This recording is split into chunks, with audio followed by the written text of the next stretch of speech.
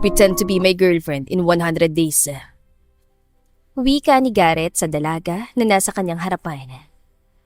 Paano kung hindi ako pumayag? Janitress position ang ina-applyan ko. Nagkataon lang na ikaw palang boss dito. Matapang na tugon ni Anne. Alam kong kailangan mo ng pera kaya ka naghahanap ng trabaho.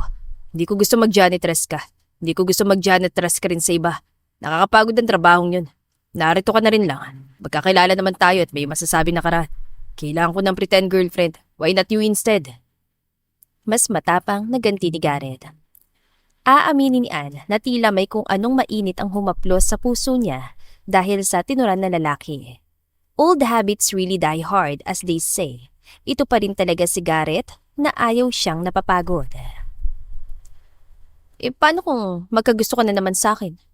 Imposible. Hindi na ikaw yung tipo kong babae. Natatawang wika naman na lalaki. Paano kung magkagusto ako ulit sa'yo?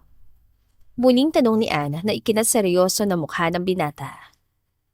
Wala sa usapan na magkagusto ka sa akin dahil pagkatapos nito, hindi na tayo magkikita. Gusto lang kitang tulungan. Malamig na sagot nito sa dalaga. Fine, mabuti na yung malinaw. Wika ni Anne saka pinag-cruise ang mga braso sa dibdib. Good. Ito yung kalahati ng pera na usapan natin. Ang kalahati, ibibigay ko pagkatapos ng trabaho. Tandaan mo, kailangan na lagi kang on time at present sa gathering ng family ko. And please, subukan mo na maging sweet sa akin kapag nasa harapan nila. Kailangan na maging makatotohanan ng pagkukunwari mo. Bilang girlfriend ko, sa harap nila. Yun lang ba? Mataray na tanong ni Anne dito. Yeah, for now. Maaari ka nang umalis. Hintayin mo na lang ang tawag ko. Wala pa rin ganang wika ng binata rito. Okay. Tanging sagot ni Anne. Tatalikod na sana ito nang pigilan siya ng binata. Sandali lang. Pigil ni Garrett dito. Tumayo siya at naglakad palapit sa dalaga. May nakalimutan ka. Ha? Ano? Nagtatakan tanong ng dalaga. Paglapit ng binata kay Anne, matiim niya itong tinitigan sa mata. Ano? Walang ano-ano ay lumapit ang binata kay Anne at biglang hinapit ito sa baywang, kasunod ng paglapat ng labi nito sa dalaga. Nalaki ang mga mata ni Anne sa ginawa sa kanya ni Garrett. Kasama ba to sa trabaho ko? Halos pabulong na tanong ni Anne dito. Bibigyan kita ng bonus para rito. Nakangiting sagot ni Garrett sa binitawan ang dalaga. Mag-iingat ka sa pag-uwi. Magkita tayo bukas ng umaga. Bili nito. Tango na lang ang naisagot ni Anne, saka tuluyan lumabas sa silid. Nang makalabas ang silid ang babae, marahas na umupo sa swivel chair niya si Garrett, saka malakas na bumuga ng hangin. Kailan ko ba talagang gawin to para lang mapalapit sa iwan? Nagalit ka ba dahil sa ginawa ko sa'yo? Malungkot ang mukha ng binata habang nakatingin sa nakasarado nitong pinto. Ngayong nakita na kita, hindi na kita pakakawalan pa. Samantala sa labas ng pintuan, kaagad na tinawagan ni Anne ang matalik na kaibigan. Tapos na? Oo, at tama ka. Natanggap nga ako. Tinanggap niya ako. Sabi ko naman sa'yo, hindi ka aayawan nun. Gusto sanang sabihin ni Anne kay Lance na bilang pretend girlfriend in 3 months siya natanggap na trabaho. Pero nagbago ang isip niya. Bahala na. Ang mahalaga, may trabaho na siya ngayon. Nandito na eh. Itutuloy ko na total, hindi naman ganun kahabang 3 buwan. Wika ng dalaga sa sarili habang binubulsa ang cellphone, saka tuluyan ng umalis sa gusaling yon. Kinabukasan, bakit ngayon ka lang? Tanong ng binata na halata ang pagkairita. Pasensya na, may dinaanan muna kasi ako bago ako pupunta rito. Pagdadahilan naman ito. Bayas, mahalaga pa ba yan kesa sa usapan natin? I'm sorry. Wika ng dalaga habang nakatingin sa binata. Saglitan na patingin si Garrett sa mukha ni Anne na tila nagmamakaawa ang mga mata. Gusto mong patawarin kita? Wika nito na ikinatango naman ng dalaga. Walang nagawa si Anne nang hablutin siya nito palapit at saka hinalikan sa labi. Ano bang trip nito? Nakakahalata na ako panay ng halik nito sa akin Sambit ng dalaga sa sarili. Ngunit ang ipinagtataka niya ay hindi man lang siya nakakaramdam ng inis sa tuwing gagawin iyon sa kanya. Umalis na tayo. Wika ni Garrett matapos humiwalay ang labi nito sa dalaga. Inalalayan nito makasakay si Ann sa kotse at saka siya sumunod sa loob. San ba tayo pupunta? Tanong ng dalaga habang inaayos ang seatbelt. Kakailanganin mo na susuotin mamayang gabi. Dapat na maging presentable ka sa harap ng mami ko. Paliwanag ng binata habang minamaneho ang sasakyan. Okay, ikaw ang boss kaya bahala ka na. Nakangiting sagot naman ng dalaga. Isang ngiti pa lang ni Ann. Pakiramdam ni Garrett ay nalusaw ng inis na nararamdaman niya kanina. Ganito na ba talaga kalakas ang epekto niya sa akin? Tila kinakabahan siya dahil sa lakas ng pagkabog ng kanyang dibdib. May problema ba? Tanong ni Ann na makita niya na biglang tumahimik ang binata at namumula ang mukha nito. Wala. Tanging sagot ang binata, saka pinaandaran sa sasakyan. Ano ba yan? Para akong teenager sa lagay kong to. Kinagabihan, sa isang 5-star hotel, tumigil ang kanilang sinasakyan. Grabe, dito ba talaga gaganapin ang birthday ng mami mo? Tanong ni Ann. Oo, kaya umayos ka kapag nasa harapan mo na siya ha. Paalala ng binata. Oo na, paulit-ulit. Inis na wika nito, kasabay ang pag-isnab dito. Tila hindi naman makapaniwala ang binata sa inasal ng dalaga. So, tinatarayan mo na ako ngayon. Natatawang sabi ni Garrett, saka bahagyang inilapit ang mukha sa dalaga. Alam mo ba na maaari kitang parusahan sa ginagawa mong yan? Parusa? Oo. Pilyong sagot ito. Anong namang klaseng parusa yan? Kinakabahan at nauutal na tanong nito. Isang halik. Sa bawat maling kilos mo at hindi ko magugustuhan o pananalita. Isang halik ang katumbas kaya mag-iingat ka dahil hindi ako magdadalawang isip na lapatan ng halik yung labi mo kahit nasa harapan tayo ng ibang tao. Nakangising paliwanag ni Garrett saka ito inakbayan. Ilang beses na napalunok si Ann dahil sa sinabi nito. Kailangan ko pala mag-ingat. Bulong nito kasabay ang pagbuga ng hangin upang bawasan ang kaba sa dibdib. Habang papasok sila ng hotel, lumalakas naman ang kabang nararamdaman ng dalaga. This is it. Makikita ko ng kilalang pamilya ng mga Griffin. Good luck sa akin. Wika ni Ann sa sarili. Habang naglalakad, nakahawak siya sa braso ng binata. Panay ang pagbati at pakikipagkamay nito sa mga bisita na kanilang nakakasalubong. Pakiramdam ni Ann ay proud na proud si Garrett habang kasama siya. Dahil nang tumingin siya sa mukha nito, nakita niya na nakangiti ito at tila masaya. Nang mapatingin si Garrett kay Ann, nakita niya na pinagmamasdan siya nito. Bakit ka nakatingin? May kung ano ba sa mukha ko? Tanong nito. Wala lang, para kasing ang saya mo. Proud ako dahil ikaw ang kasama ko. Malambing na sagot nito, kasunod ang paghalik nito sa sentido ng babae. Tila kinilig naman si Ann sa paraan ng pagsasabi nito sa kanya.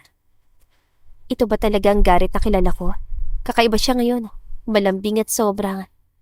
Hindi alam ni Ann kung ano ba talaga ang tamang salita sa nararamdaman niya ng mga oras na yon. Feeling niya ay safe siya kapag kasama niya ang binata, kaya tumigil siya sa paglalakad. May problema ba? Nagtatakan tanong ni Garrett. Nagulat na lamang si Garrett nang bigla siyang yakapin ng babae. Mahigpit at tila ayaw siyang pakawalan. Ann, ano nangyari? May nararamdaman ka ba? Nag-aalala na tanong nito. Bahagyang umiling si Ann. Wala, gusto ko lang gawin to. Pagdadahilan nito. Matamisan na pangiti si Garrett. Kaya naman gumanti siya ng yakap dito, kasunod ang banayad na paghalik sa noo ng dalaga. Good girl, dahil sa ginawa mo, pinagtitinginan na tayo. Bulong ni Garrett na ikinalaki naman ng mata ng dalaga. Stay still, nariyan na si Mami, nakatingin sa atin. Muling bulong nito. Hindi bumitaw sa pagkakayakap si Ann, bagkus ay tumingala siya at tumingin sa mukha ng binata. At doon nagkasalubungan ang kanilang mga mata. Garrett, iho! Pagtawag na may edad na babae sa binata. Ma'am. Naku naman, sino yung magandang babae na kasama mo? Siya ba yung binabanggit mo sa akin? Masayang tanong nito sa anak. Yes, Mami. Meet my girlfriend, Ann Salvacion. Pagpapakilala nito sa ina. Ann, this is Mom, Claire Griffin. Kumusta po? And happy birthday po. Pagbati ng dalaga kasabay ng pagyakap dito. Ang sweet naman pala ng girlfriend mo, iho. Ang mabuti pa sumama ka sa akin, iha. Ipapakilala kita sa iba. Nakangiti nitong wika. Hinawakan nito ang kamay ng dalaga saka sinama si isang grupo ng tao. Napangiti na lang si Garrett na makitang agad na nagkasundo ang dalawa. Hindi nagtagal, muling nagbalik si Ann sa kanya kasamang ina. Akala ko nakalimutan mo na ako. Malambing na wika ng binata kasunod ang pagyakap sa dalaga. Sorry, nalibang kasi kami ni Mami sa pakikipagkwentuhan. Wika naman ni Ann kasabay ng pagngiti sa ina ng binata. Ikaw talagang bata ka? Bakit kayo mo lang siya pinakilala sa akin? 5 years na pala kayo magkasintahan. Kunot noon na patingin si Garrett sa dalaga dahil sa tinura ng ina. O sige na, iiwan ko na kayo. Marami pang bisitan dapat kong harapin. Paalam nito sa dalawa. Iha, huwag kang aalis. Babalik si Mami. Asikasuhin ko lang ang ibang bisita. Sige po. Magalang na sagot naman ni Ann dito. Nang makalayo ang ina, hinarap ni Garrett si Ann sa kaniyakap sa baywang. Bakit sinabi mo na 5 years na tayo? Bulong nito. Masama ba? Hindi. Mas masama yung basta ka na lang nawala nun. Natigilan si Ann, nagkatitigan sila. Wala namang ibang dahilan. Patawad, Garrett. Nagulat lang ako sa pagsuway ko sa nanay ko. Binigay kong pagkabirhen ko sa'yo noon kahit mahigpit ang bili ni nanay na huwaga. Hinanap kita, pero sadyang mahirap hanapin ang ayaw magpahanap. I'm sorry, nalaman ko na lang na inatake sa puso nanay mo nang malaman niyang hindi ka nabirhen. Napapikit si Ann. Yon ang dahilan. Lumayo siya kay Garrett dahil ikinamatay ng kanyang ina ang pagkakaalam nito sa namagitan sa kanila. Masyado kasing relihiyoso ang matanda. Ilan saglit lang ay may narinig na silang may nagsalita mula sa taas ng stage. Nakita nila na naroon ang ina ni Garrett. Masaya itong nagpapasalamat dahil sa pagdalo ng kanyang mga bisita. Ngunit isang anunsyo ang gumulat sa kanila. Nais kong sabihin sa inyo ng aking anak na si Garrett at ang kanyang 5 years na kasintahan na si Ann Salvacion ay ikakasal na. Masayang wika nito. Nagulat ang dalaga sa narinig, ngunit tila parang normal lang kay Garrett. Masaya pa itong kumakaway sa mga bisita at nagpapasalamat. Garrett, wala sa usapan natin na ikakasal tayo. Gigil na bulong ng dalaga. Ngunit tila walang narinig ang binata. Naramdaman na lang ng dalaga na mahigpit siya nitong hinawakan sa kamay. Pakiramdam ni Ann ay pinagkaisahan siya. Maluloka yata ako sa lalaking to. Ano bang plano niya? Akala ko ba magpapanggap lang bakit may kasalang magaganap? Inis na wika ng dalaga sa sarili, saka tumingin sa binata. Tignan po, at ang saya pa niya, puwisit. Nais nang umalis ni Ann, ngunit hindi naman siya binibitawan ng binata.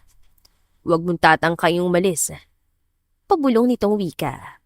As if naman na makakaalis ako. Tignan mo nga pagkakahawak mo sa kamay ko. Pakiramdam ko madudurog na yung buto ko sa kamay. Tila maluluha ang mga mata nito habang nakatingin sa kanyang kamay na hawak pa rin ng binata. I'm sorry. Doon lamang lumuwag ang pagkakahawak ni Garrett sa kanya. I'm sorry, Han. Malambing na hingi nitong muli ng tawad. Kasunod ang pagdampi ng halik nito sa kamay ng dalaga.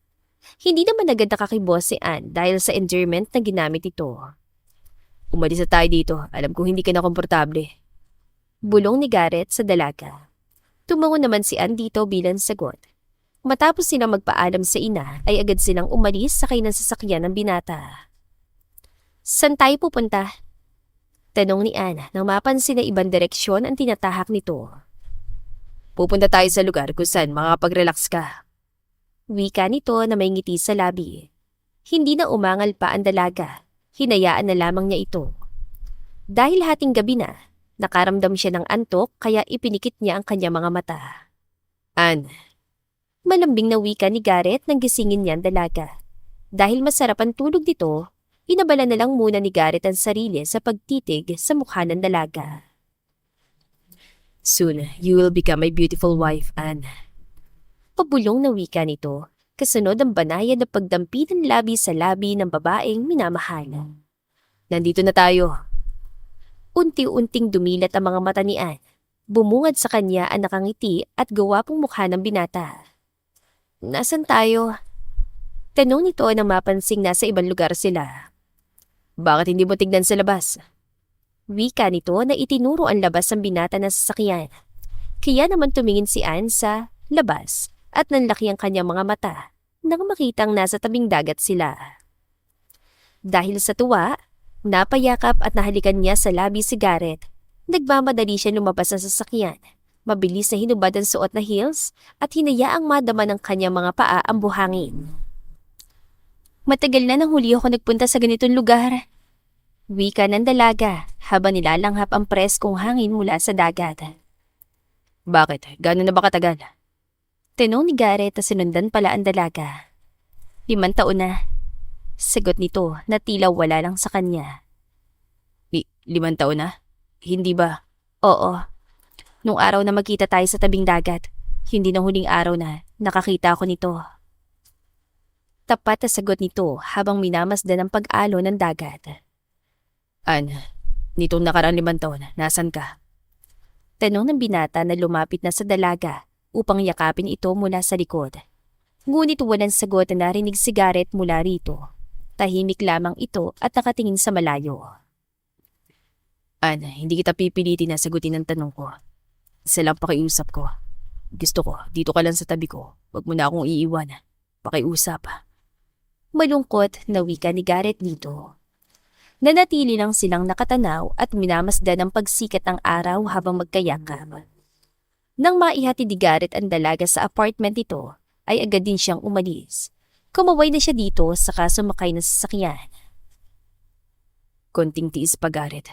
Magkakasama rin kayo. Wika ng binata habang nagmamaneho. Hindi maalis ang kanyang ngiti hanggang sa makarating siya sa mansyon. Pagpasok niya, nakasalubong niya ang kanyang ina. Aba, iho, nandito ka na, nasan si Anne? Tanong nito sa anak. Hinatid ko na sa kanila, Mami. Bakit? Dapat dito mo na lang siya pinatulog. Ay, ikaw talagang bata ka. 5 taon mong ipinagdamot sa akin ng mamanugangin ko. Gusto ko mamayang gabi dito mo siya patulugin, ha? Salbahe ka. Inis na wika ng matanda, kasunod ang pagkurot nito sa tagiliran ng binata. Mami, hindi na ako bata. Ba't sumasagot ka pa? Wika nito saka muling kinurot ang binata. Magpapahinga na ako, Mama. Magkikita ulit kami ni Anne mamaya. May lalakarin pa kami para sa kasal. Ikaw talaga, kung hindi pa akong kumilos, hindi mo pa maiisip na pakasalan siya. Patuloy na panenermo nito. Sige na, Mama. Magpapahinga na muna ako. Paalam nito sa ina, saka ito hinalikan sa pisngi. Nang makaakyat ang binata, agad niyang ibinagsak ang katawan sa kama. Kahit napagod ang katawan sa magdamag na pagmamaneho ng sasakyan ay ayos lang. Matagal naman niyang nakasama ang babaeng kanyang minamahal. Lumipas ang 1 buwan. 2 buwan na lang. Wika ni Anne habang nakatingin sa kalendaryo. Nakamarka kung kailan matatapos ang kanilang naging kasunduan. Talaga bang matapos ang 3 buwan ay magkakahiwalay na tayo? Piping tanong ni Anne sa sarili. Ito ang isa sa iniiwasan ni Anne, ang mapalapit na naman kay Garrett. Alam niya sa kanyang sarili na kapag nahulog ng hustong kanyang loob sa binata, ay mahihirapan na siya makipaghiwalay dito, lalo na't napapamahal na ito sa kanya. Akala ko kaya ko, hindi pala. Tuluyan na talagang nahulog ang loob ko sa kanya. Pag-amin ng dalaga sa sarili. Paano kung ang kasalan ay mauwi lang din sa hiwalayan? Malungkot na tanong niya na tila wala namang pumapasok na kasagutan sa kanyang isipan. Napatigil lang siya sa pag-iisip na makarating siya ng marahan na katok sa pinto.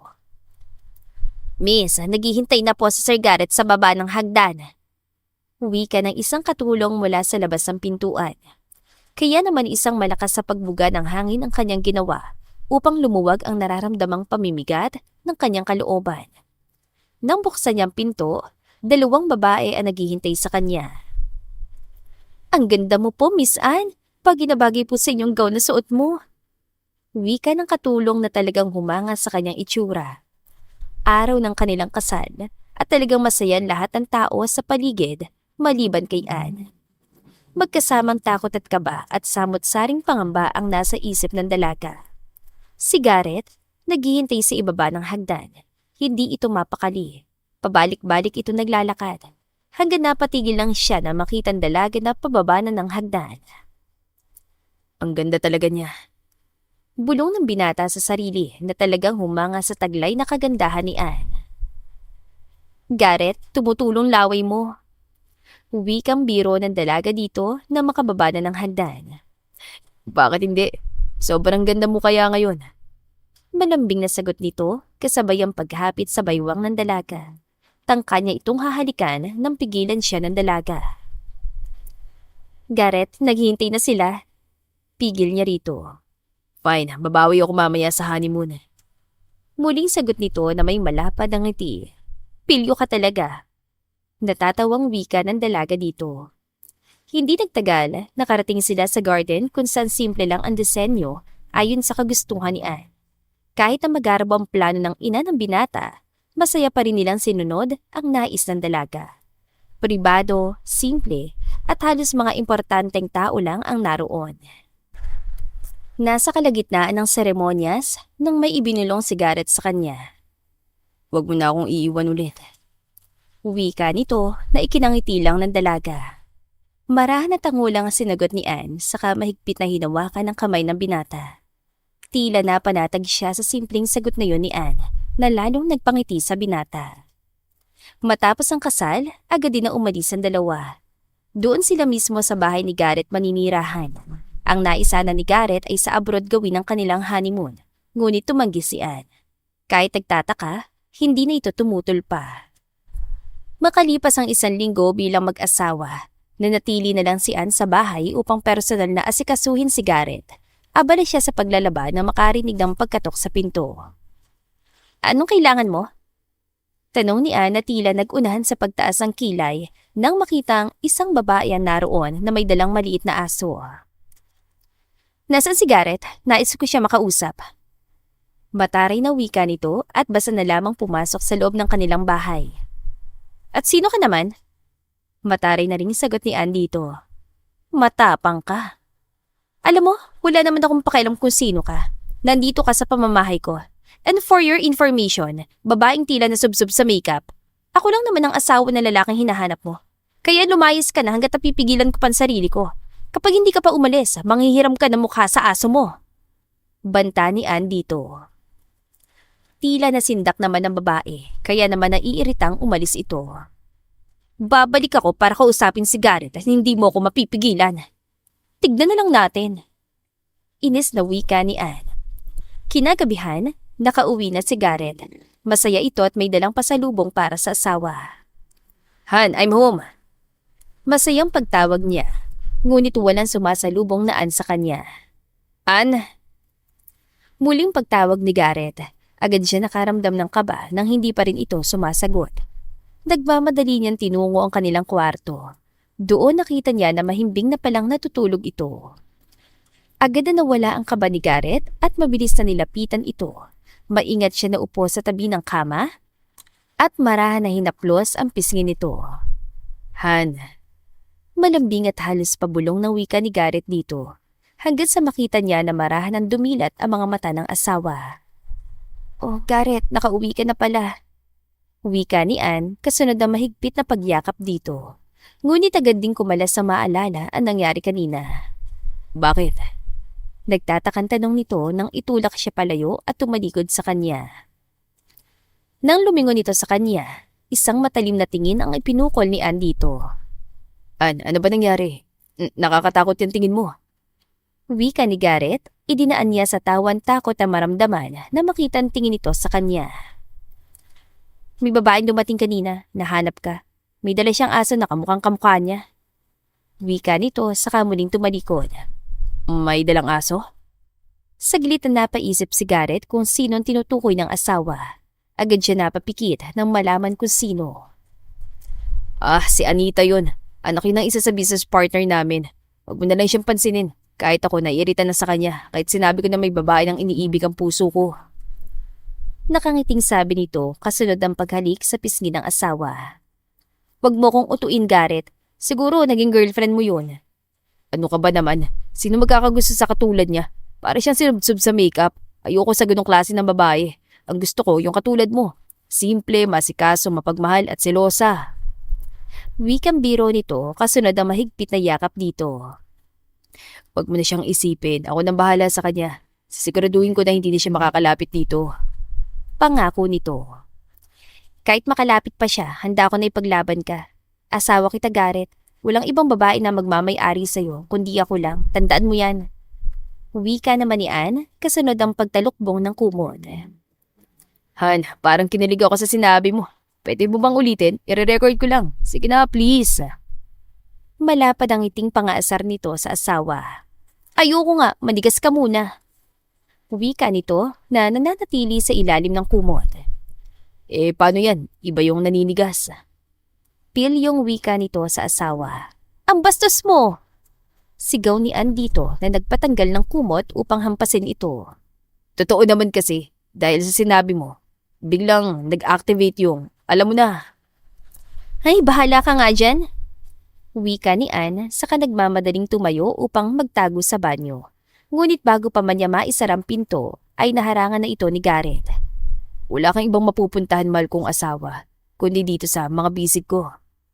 Wika nito nang tuluyang makapasok ng banyo. Sinara ni Garrett ang pinto saka pilyon lumapit kay Ann. Ready ka na? Malambing na wika nito habang mahigpit na nakayakap dito. Wala nang nagawa si Ann kundi yan sumuko sa kakulitan ng asawa. Marahan na tumango si Ann saka pinalibot ang mga braso sa leeg nito. Sino ba naman ang tatanggi sa katulad ito? Wika ni Ann na tuluyan ang bumigay sa karisma ng asawa. Samantala, sa kabilang banda, may batang lalaki na hinahanap ng kanyang ina. Ninong Jethro, kailan po ba babalik si Mommy? Tanong ni isang bata kay Lance. Malapit na. Hayaan mo, mamaya tatawagan ko siya. Ngayon na po, gusto ko po siya makausap. Pangungulit ng bata. Fine. Wika nito na wala nang magawa kundi tawagan ng kaibigan. Hindi nagtagal, agad namang nagring ang nasa kabilang linya. Mukhang abala si mami mo. Hindi niya sinasagot yung tawag ko. Sige po, mamaya na lang po ulit. Tila disappointed na wika nito. Lance Rafa Griffin, nagtatrabaho si mami. Huwag natin siya abalahin. Ganito na lang. Subukan na lang natin yung ulit siyang tawagan bukas. Okay ba yun sa'yo? Sige po, Ninong. Sagot nito na napangiti na lang. Sa kabilang dako, abalang-abala si Ann sa pag-aasikaso sa kanyang asawa. Garrett, alis muna ako. Gusto ko mamasyal at mamimili na rin ako. Halos paubos ang grocery sa pantry. Ayos lang ba? Paalam nito sa asawa. Why not? Kunin mo na lang yung card ko sa wallet. Yun ang gamitin mo. Remember, my money is yours now. Masayang wika nito habang inaayos ang necktie. Thank you, Han. Masayang pasasalamat nito sa asawa. Pwede ko naman sigurong padalhan ng pera si Lance. Sigurado ako na naghihintay na yun sa akin. Wika niya sa sarili. Nagulat na lamang siya na makitang tumawag na pala sa kanya ang matalik na kaibigan. Naku po, ito na nga bang sinasabi ko eh. Wika niya, kaya naman lumabas siya upang tawagan ito. Ilan saglit lang ay kausap na niya ang kaibigan. Sorry, medyo abala lang sa ngayon. Wala namang problema sa akin, Ann. Kaya lang, hinahanap ka na ng anak mo. Pasensya ka na. Subukan kong makauwi dyan by the end of the month. May mga tinatapos lang ako. Paliwanag niya. Ngunit hindi niya sinabi dito na ikinasal siya. End of the month? Pero may mahalaga akong lakad sa weekend. Wika ni Jethro sa kaibigan. Ganun ba? Siya, sige, subukan ko na makauwi dyan. Pasensya na. Kung hindi lang mahalaga yung lakad ko, isasama ko si Lance. Ayos lang, Jet. Pakisabi kay Lance na namimiss ko na siya. Sige, makakarating. Matapos ang kanila naging usapan, ay agad ding tinapos ni Ann, saktong lumapit sa kanyang asawa. Sino kausap mo? Lalaki ba? Seryoso at walang emosyong tanong nito. Marahan na tumango si Ann, ngunit agad ding nagsalita. Kaibigan ko siya. Baka magkita kami this weekend. Ayos lang ba na magpunta ako sa kanya? Bakit ka pa nagpapaalam sa akin kung kaibigan mo siya? Walang problema. Sagot ni Garrett nang may tiwala dito. Sa tuwa ni Ann ay nayakap niyang asawa at nahalikan sa labi. Malapad namang napangiti si Garrett dahil sa ginawa nito. Mukhang madalas kitang papayagan. Bakit naman? Tanong ni Ann. Para palagi ako may yakap at halik na matatanggap sa'yo. Masayang wika nito saka muling niyakap at hinalikan ng asawa. Weekend na. Matapos asikasuhin ni Ann ang asaway, agad din siya nag-asikaso. Han, aalis ka ba? Oo, magta-taxi na lang ako. Ayos lang ba na before dinner narito na ako? Wika ni Ann habang sinusuklay ang buhok. It's okay, Han. Baka gabihin na ako mamaya. May meeting ako sa Club Manila. Ah, ganun ba? Gusto mo ba na huwag na akong tumuloy? Nag-aalalang tanong ni Ann. Why? Ayos lang ako. Palagi naman akong ganito noon pa. Ako nga dapat mag-sorry kasi hindi kita mabibigyan ng time this day. My plan is to spend my whole day loving you. Paliwanag naman ito sa asawa, kasunod ang mahigpit na pagyakap dito. Garrett, bago pa man tayo ikasal, alam ko na kung anong klase ng trabaho meron ka.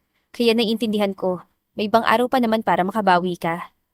Malambing na paliwanag din ni Ann dito. Napakaswerte ko na. Ikaw ang pinili ko na makasama sa bahay. Bakit?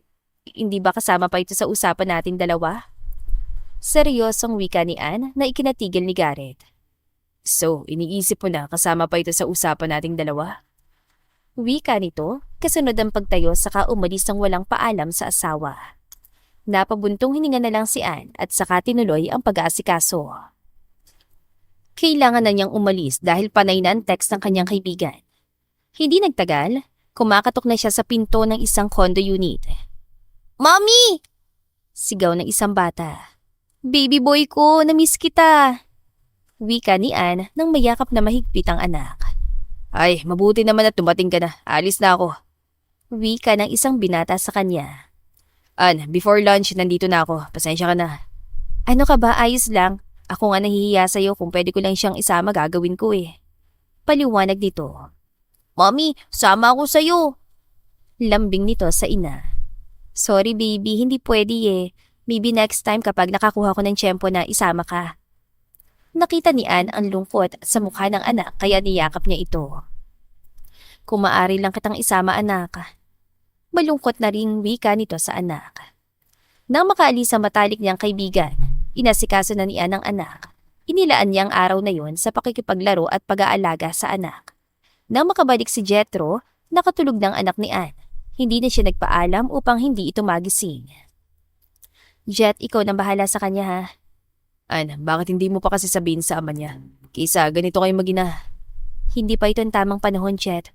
May mga bagay pa akong dapat siguraduhin bago ko siya ipakilala kay Garrett. Ann, kailangan niya ng ama. Darating din ang panahon na hanapin at magtatanong na siya tungkol sa kanya. Alam ko. Sa ngayon, kailangan ko muna siyang itago. Ayoko munang malaman ni Garrett na nagbunga nangyari sa aming dalawa. Malalaman din yan tungkol sa anak mo. Makapangyarihan na lalaking yun. Bahala na. Tanging sagot ni Ann sa kaibigan, saka malakas sa bumuntong hininga. Nang makabalik si Ann, laking gulat niya na makitang naroon na si Garrett. Nasa kusina ito at nagluluto. Han, akala ko ba may gagabihin ka ngayon? Tanong nito kasunod ang pagyakap nito mula sa likod. Abala si Garrett sa paghihiwa ng kanyang mga lulutuin nang dumating ang asawa. Maaga lang natapos yung meeting kaya naisip ko na umuwi na. Plano ko sanang surpresahin ka kaya lang dumating ka na. Wika nito. Itinigil muna niyang kanyang ginagawa saka siya humarap sa asawa. Well, na-surprise naman ako kasi nakita kita dito sa kusina at abala. Hindi ko alam na marunong ka pala magluto. Wika ni Ann. Matapos ipalibot ang braso sa leeg ng asawa. Ito nakaraan 2 taon, inaral ko talaga ang pagluluto para sa'yo. Dahil nais ko na mapagsilbihan ka. Ang sweet naman ng asawa ko. Baka naman ginawa mo na yun sa ibang babae. No, ikaw lang nag-iisang babae sa buhay ko. Wala akong ibang babae na hinawakan, hinalikan at niyakap ng ganito. Bakit? Seryosong tanong ni Ann. Anong bakit? Isa lang naman ang dahilan kung bakit ko ginagawa to, Ann. Yun ay dahil mahal kita. Wala akong ibang babae na minahal at pinagsilbihan ng ganito kundi ikaw lang. Matapat na sagot ito. Kasunod ang pagdampi ng labi nito sa asawa. Hindi malaman ni Ann kung matutuwa ba siya dahil sa mga narinig mula sa asawa. Mahal pala niya ako. Ito na ba ang tamang pagkakataon para ipagtapat sa kanyang tungkol kay Lance? Tanong niya sa sarili. Huminga muna siya ng malalim saka tumingin sa mga mata ng asawa. Garrett, may ipagtatapat din sana ako sa'yo. Ano yun? Kunot na noon sagot ito. Nung araw na makita kita sa lobby ng hotel at inalok mo ko na maging girlfriend mo, sasabihin ko sana sa'yo na Naputal ang sasabihin nito nang may biglang tumawag sa kanya. Wait lang, sasagutin ko muna to. Nakangiting wika niya sa asawa at saka lumabas ang kusina. Kinuha niya ang cellphone sa bulsa saka sinagot ang tawag. Hello? Ann, hinahanap ka ni Lance. Wika na nasa kabilang linya. Ganun ba? Sige, kakausapin ko. Wika ni Ann nang malaman na hinahanap siya ng anak. Mommy, I miss you. Wika nang nasa kabilang linya. Lance, babe, don't worry. Uuwi ako ulit dyan kapag nakahanap ako ng chance, okay? Paliwanag niya sa anak. Na makapagpaliwanag sa anak, agad din natapos ang kanilang usapan. Pagbalik niya ng kusina, agad siyang lumapit kay Garrett at muling yumakap dito. Tapos na, kumain na tayo. Nakangiting wika nito. Tapos na rin ako magluto. Wika ni Garrett na muli na naman naging seryoso ang mukha. Habang kumakain, pansin ni Anna tahimik lang ito. Han, bakit ang tahimik mo? Wala, may iniisip lang ako tungkol sa negosyo. Seryoso nitong sagot. Ang mabuti pa pagkatapos natin kumain, magpahinga ka na. Ako nang bahala magligpit at maghugas ng mga ito. Anya saka matamis na ngumiti. Ngumiti na lang din si Garrett sa kanila ipinagpatuloy ang pagkain. Nang matapos silang kumain, nauna nang nagtungo si Garrett sa kanilang silid. Ano ka nangyari sa kanya? Tanong niya saka pinagkibit-balikat na lang ang nangyari. Ipinagpatuloy na lamang ni Ann ang kanyang ginagawa. Sa silid, hindi matahimik si Garrett at panay ang lakad. Sino bang Lance na yun? Bakit kailangan siyang puntahan? At bakit baby ang tawag niya dito? Mga tanong na hindi maalis sa isip ni Garrett. Hindi sinasadya narinig pala niya ang mga sinabi ni Ann habang may kausap sa cellphone. Kinabukasan, maagang umalis si Garrett. Hindi na niya ginising ang asawa. Bumalik na lamang siya dito sa katahimik na lumabas ng silid. Ang hindi alam ni Garrett ay gising na si Ann at pinakikiramdaman lang ang kanyang kilos. Nang makalis ito, agad na tumayo si Ann at sumilip sa bintana ng kanilang silid at nakitang paalis na ang sasakyan ng asawa. Nakaalis na siya. Pupunta ako ngayon kay Lance. Nangako pa naman ako sa kanya na mamamasyal kami. Wika niya. Kaya naman mabilis na kumilos si Ann. Sa opisina ni Garrett, alamin mo kung saan pumupunta ang asawa ko at kung sino ang nakakasama niya. utos si Garrett sa kanyang sekretarya. Agad naman itong umalis matapos marinig ang utos ito. Di talaga ako matatahimik hanggat hindi ko nalalaman kung sinong Lance na yun sa buhay ng asawa ko. Galit na wika ni Garrett. Samantala, Lance! Masayang pagtawag ni Ann sa anak. Mommy! Ang baby ko, pasensya ka na kung hindi nakapagpaalam si mama kahapon ha. Kailangan ko na kasing bumalik agad sa trabaho. Paliwanag dito sa anak. Ayos lang mami, ang mahalaga nandito ka na. Masaya naman sagot nito sa ina. Ann, lumakad na kayo mag-ina. Hindi ako makakasama sa inyo ngayon dahil may mga reports pa akong tatapusin ngayong araw. Paliwanag naman ni Jethro. Walang problema. Nang makaalis sila mag-ina, isang mag-anak ang kanilang nakasalubong. Mommy. Bakit? Tanong ni Ann sa anak at napansing biglang lumungkot ang mukha nito. Kailan ko po ba makikilala si Daddy? Malungkot na tanong nito sa ina habang sinusundan ng tingin ang mag-anak. Nakita ni Ann kung gaano kasabik si Lance na makilala na ang kanyang ama. Kaya naman kinausap niya ito. Gusto mo na ba siya makilala? Mabilis at tumungo si Lance na agad na nagbago ang reaksyon ng mukha. Naging masaya at tila excited na ito. Pangako, sa birthday mo isasama ko ng daddy mo. Wika nito sa anak. Yay! Masayang nagtatalon si Lance dahil sa sinabi ng ina. Matapos ang kanilang usapan, ipinagpatuloy na nila ang kanilang pamamasyal. Sa opisina ni Garrett, Sir, nandito mga litrato na nakuha kanina. Nakita na umalis si Mrs. Ann at pumasok sa isang kondo. May kausap na lalaki at isang bata. Nagtanong-tanong kami tungkol sa kanila. Matagal na nakatira ang mga yun sa condo unit na yun. Pero hindi sila masyadong kilala. Mukhang sinadya na itagong identity nila. At ito naman po ang bank account ng asawa mo. Basta rito, nagpadala siya ng malaking pera sa isang nagangalan Jethro. Alamin mo kung sino sila sa buhay ni Ann. Ann, ano bang klaseng lihim ang itinatago mo sa akin? Sino si Jethro at Lance sa buhay mo? tanong ni Garrett sa sarili. Kinagabihan, Halos tapos na magluto si Ann nang dumating si Garrett. Han, mabuti naman at nakauwi ka na. Ang mabuti pa maupo ka na rito para makakain na tayo. Pag-aaya ni Ann sa asawa. Upang hindi magkinalang asawa, matamis siyang umiti dito saka masuyong humalik sa labi nito. Kumusta naman ang mag-aapon mo? Tanong niya rito. Ito, ayos lang. Nakipagkita lang ako sa isang kaibigan. Namimiss ko na kasi siya eh. Sobra naman yata ang pagkamiss mo sa kanya. Parang kahapon lang nagkita na kayo. Wika ni Garrett at tila may kalakip na selos sa sinabi nito. Best friend ko kasi siya at siya lang ang inaasahan ko noon, lalo na kapag walang-wala ako at kailangan ko ng tulong. Sagot ni Ann na may katotohanan naman. Ganun ba? Kapag may libre akong araw, dalawin natin siya para naman makapagpasalamat ako sa kanya at sa lahat ng tulong na ibinigay niya sa'yo. Ha? Huwag na, abala yun sa trabaho eh. Pagpapalusot nito. Sigurado ka ba? Pakiramdam ko kasi kailangan ko siya makilala. Bukas, punta natin siya. Pagpupumilit ni Garrett. Nais niya makilala ang sinasabi nitong kaibigan. Tila nagulat si Ann sa sinabi ng asawa, kaya agad naman niya itong kinontra. Han, saka na, sasabihin ko muna siya, hindi ko pa kasi nasasabi sa kanya na ikinasal na ako. Baka magulat siya, ayos lang ba? Kinakabahang wika niya sa asawa.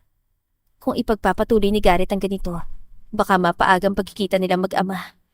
Wika niya sa sarili. Ikaw ang bahala. Sabihan mo ko kapag nasabi mo na sa kanya para naman makapaganda ako ng pangregalo sa kanya. Sagot naman ni Garrett. Kung bomba kayang iregalo ko sa buwisit na yun. O kaya alak na may lason para naman wala na akong kaagaw kay Ann. Wika ni Garrett sa sarili. Gigil na gigil ito at tila nais nang manakit sa sobrang selos dito. Nakahinga na maluwag si Ann sa naging sagot ng asawa, ngunit kitang-kita niya na tila galit ang mukha nito at mahigpit ang pagkakahawak sa kutsara. At talagang pinoprotektahan niya na magkita kaming dalawa. Wika ni Garrett sa sarili. Napalingon lang siya na marinig niyang asawa. Han, ayos ka lang ba? Bakit parang galit ka? Ha? Hindi, may iniisip lang akong iba. Pagdadahilan nito. Ganun ba? Para kasing galit ka? Hindi, sige na, kumain na tayo. Pagbabago niya sa usapan. Grabe, nagsiselos na ba ako sa lagay kong to? Kumalma ka lang, Garrett. Darating ang araw na makakatikim sa akin ng bugbog ang lalaking yun. Wika niya sa sarili. Nang matapos silang kumain, magkatulong silang nagligpit at naghugas ng kanilang pinagkainan. Mauna ka nang umakyat at maligo ka na, pagkatapos ito susunod na ako. Wika ni Ann sa asawa. Agad naman tumalima si Garrett.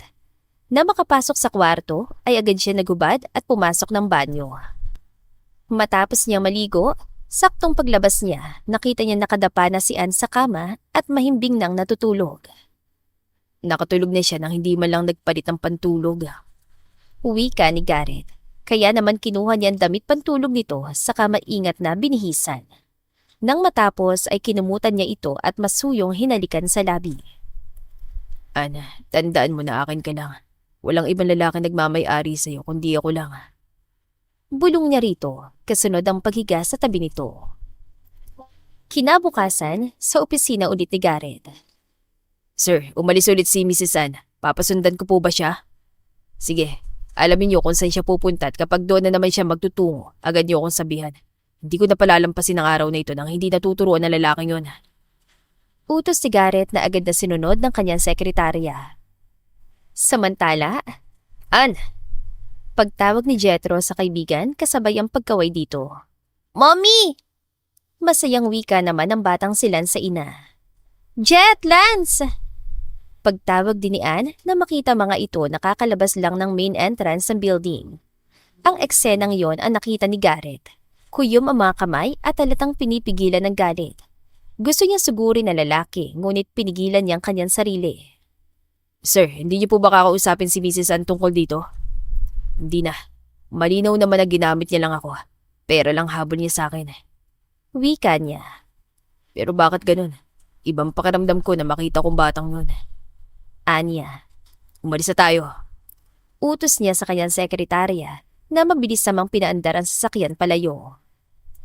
Mommy, today is my birthday. Nag-promise ka na papakilala mo na ako kay Daddy. Oo anak, ready ka na ba makilala siya? Yes po! Masayang sagot ni Lance sa ina. Jet, salamat sa pag-alaga sa kanya habang wala ako Matagal na tayo magkaibigan. Alam mong hindi kita kayang pabayaan. Para na kitang kapatid. Kaya wala na sa akin ang pag-alaga sa batang to. Naway alagaan kay ni Garrett. Higit pa sa pag-alaga ko sa inyong mag-ina. Mahal ko si Garrett. At sigurado ako na matutuwa siya kapag nalaman niya na ang cute na batang ito ay anak niya. Hindi ba, Baby Lance?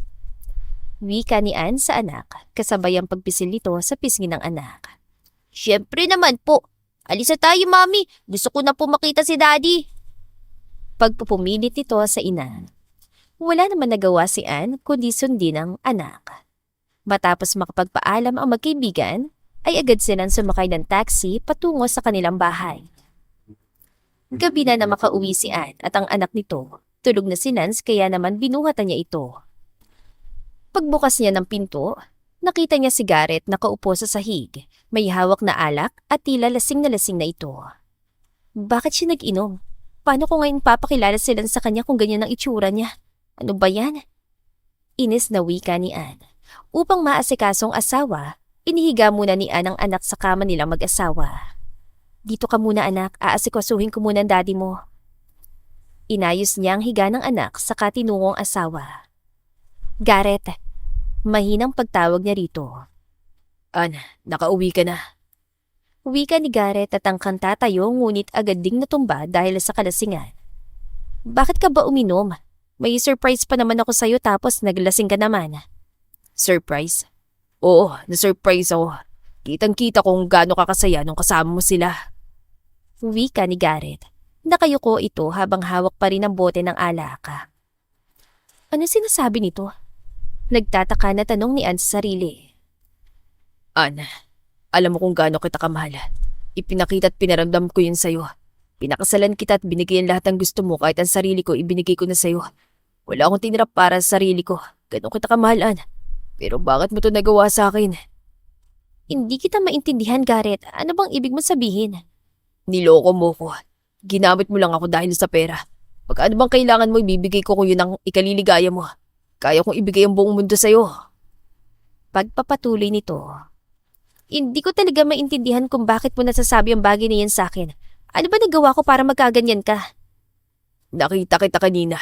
Nakipagkita ka sa isang lalaki. Siguro anak niyong batang kasama niyo kanina. Ana, tatanggapin kong anak mo basta hiwalay mo lang lalaking yon, please. Huwag mo kong iiwan ulit. Mahal na mahal kita. Hindi ko alam kung paano ako mabubuhay kung mawawala ka na naman sa buhay ko. Ayoko na mabuhay sa lungkot at pangungulila sa'yo. Matiim na nag-isip si Ann kung ano ba ang mga sinasabi ni Garrett sa kanya. Hanggang sa naisip niya ang pagkikita nila ni Jethro upang sunduin ang anak.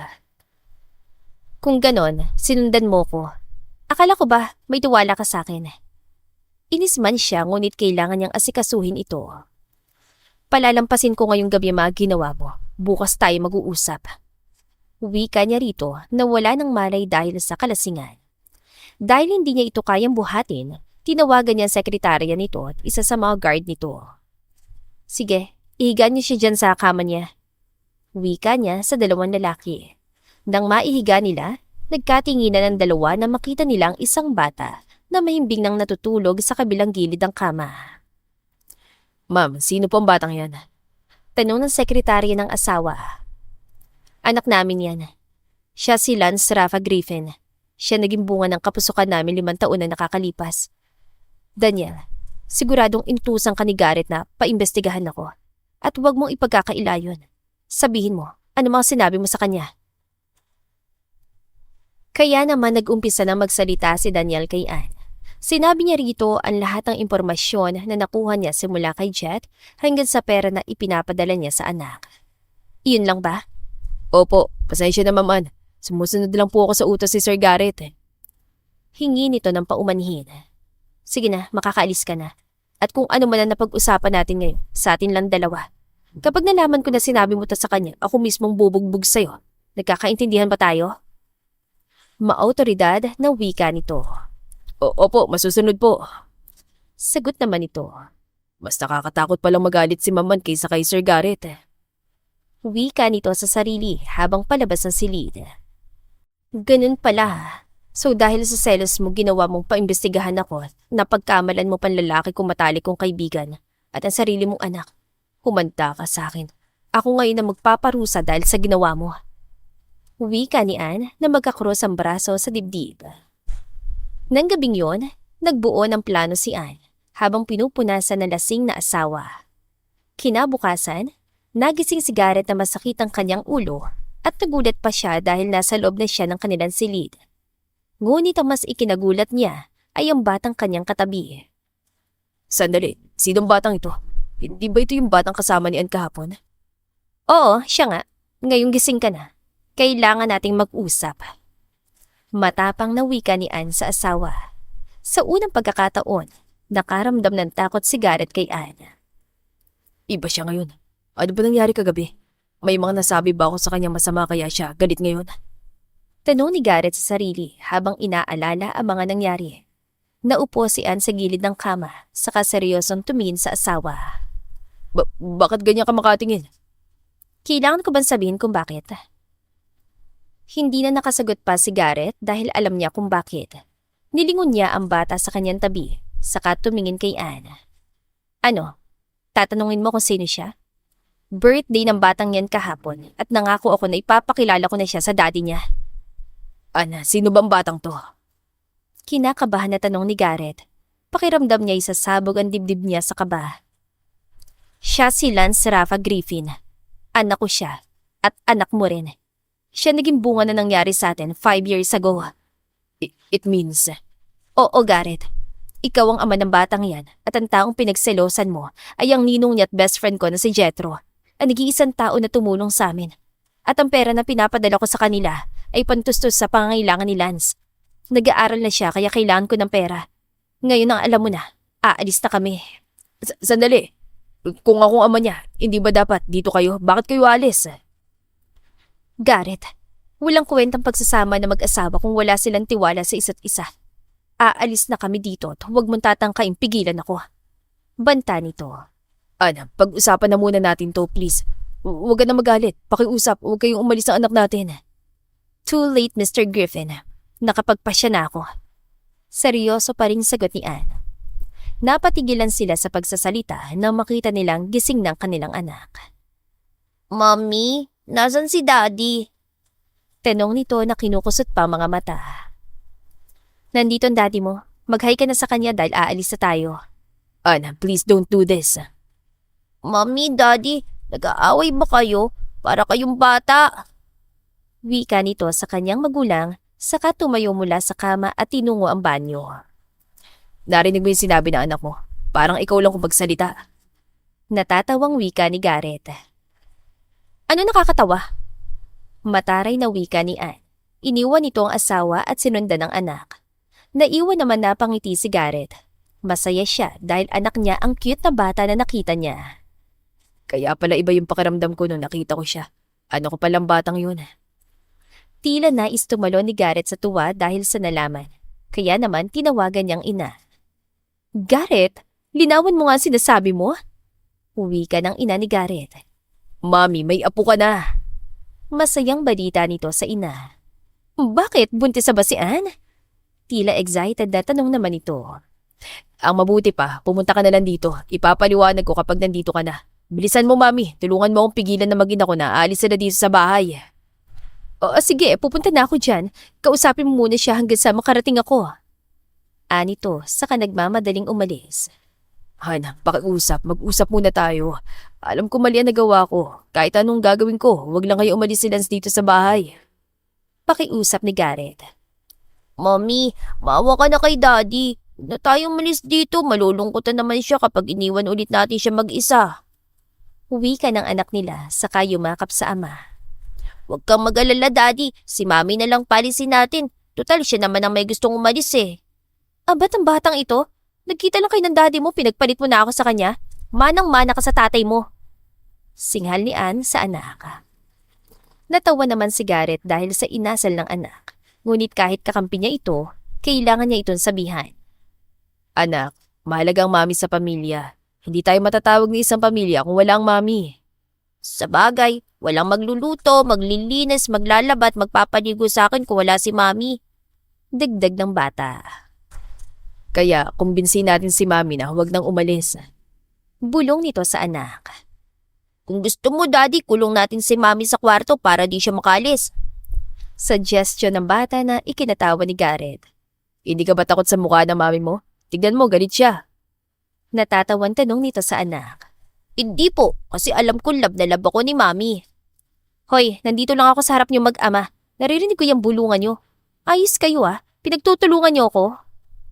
Galit na wika ni Ann habang nakaupo sa mahabang sofa.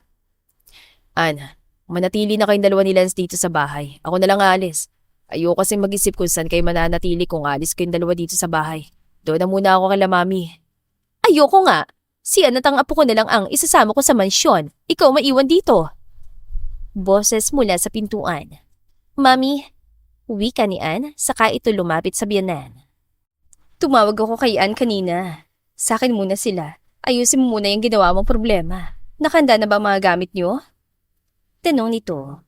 Tumango si Ann dito saka tinawag ang anak. Nag-aalangan man ay sumama pa rin ito sa ina. Kung nais mo na makita sila, ikaw magpunta doon. Mas gusto ko silang makasama kaysa sa'yo. Sawa na ako sa mukha mo. Wika ni Claire sa anak. Natatawa na lamang si Garrett sa ina. Ang mahalaga, magkasundo sila ni mami. Hindi ako mangangamba kung aalis sila dito sa bahay dahil siguradong sa mansion sila uuwi. Bago umalis ang kanya mag-ina, yumakap muna na mahigpit si Garrett sa anak. Ibabalik ko kayo dito sa bahay kapag naayos ko ng problema namin ni mami, okay? Sa ngayon, ikaw na muna magprotekta sa kanya. Alagaan mo rin ang lola mo, Bili nito sa anak. Yes, Dad. Gusto kita makasama pero di ko pwedeng iwan si Mami. Pangako mo sa akin na magbabati na kayo ni Mami, Wika ni Lance sa ama, kasunod ang mainit na yakap dito. Pangako. Sagot ni Garrett sa anak. Masakit man ngunit kailangan muna niya magparaya upang hindi lumala ang away nilang mag-asawa. Ann. Pagtawag ni Garrett sa asawa, ngunit hindi siya nito tinapunan ng tingin. Napabuntong hininga na lamang siya saka kumaway sa anak na papalabas ng pinto. Nakarating na sila ng mansyon na mag-ina. Agad silang inasikaso ng mga katulong. Naupo muna sila sa mahabang sofa upang makapagpahinga. Ann, alam kong padalos-dalos ang kilos ang anak ko. Naway maayos ng hindi niyo pagkakaintindihan. Wika ni Claire, kasunod ang paghawak sa kamay nito. Mami, mahal na mahal ko si Garrett. Pero sumama talaga ang loob ko sa ginawa niya. Ayoko mawala siya sa akin, lalo na ngayon na masusundan na si Lance. Agad na nanlaki ang mga mata ni Claire sa nalaman. Buntis ka? Naku naman, magandang balita yan. Mukhang kailangan ko nang ayusin ang bakanteng silid para sa bago kong apo. Sabi nito. Salamat, Ann. Dahil sa iyo, muling mabubuhay ang mansyon na ito. Dahil sa mga munting anghel na dinala mo dito. Napangiti na lang si Ann sa sinabi ng biyanan. Nais ko muna pong magpahinga. Paalam niya rito. Nasa taas ang silid niyo, Ann. Doon ka magstay sa kwarto ni Garrett. Yun ang silid niyo mag-asawa. Ako nang bahala sa apo ko, makikipaglaro na muna ako sa kanya. Masayang wika nito. Kayo pong bahala. Sagot naman ito. Pagpasok ni Ann sa silid ng asawa, agad niyang naamoy ang pabangong gamit ito. Dahil doon, hindi na napigilan ni Ann ang mapaluha. Nahiga siya sa kama ng asawa, saka niyakap ang gamit itong unan. Miss na kita. Wika niya, kasabay ng pag-agos ng kanyang mga luha. Ikaw kasi Anya, habang mahigpit ang pagkakayakap sa unan. Gabi nang magising si Ann, agad siya nakaramdam ng gutom, kaya naman lumabas siya ng silid upang tunguhin ang kusina. Pagbaba niya sa hagdan, nakarinig siya ng tawanan. Nang makababa, nakita niya si Garrett kasamang anak. Naglalaro ang mga ito. Nang mapansin siyang papalapit ang biyanan. Ann, mabuti naman at gising ka na. Ang mabuti pa kumain na tayo. Kadarating lang ni Garrett kaya dito ko na siya pinagapunan. Masayang wika nito saka tinawag ang batang si Lance. Apo, mauna na tayo. Hayaan na muna natin mag-usap ang mami at daddy mo. Wika nito sabay tingin kay Garrett. Ayusin mo yan. Wika nito. Tumango lang si Garrett sa kamarahan na lumapit sa asawa. Ann, galit ka pa? Tanong nito na may lambing, ngunit hindi sumasagot si Ann. Nananatili lang itong tahimik at hindi kumikibo. Ann, para sa'yo. Wala ba talagang kapatawaran ng ginawa kong pagkakamali? Ngunit wala pa ring tugon. Hindi ako susuko. Babalik ako mamaya para makita kayo muli ni Lance.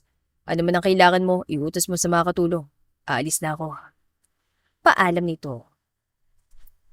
Tangkasan ang hahalik si Garrett sa pisngi nito, ngunit umiwas lang ang asawa. Malungkot na umalis si Garrett. Habang naglalakad ito palabas ng mansyon, malungkot na nakatingin si Ann dito. I'm sorry, Garrett. Wika sa sarili ni Ann.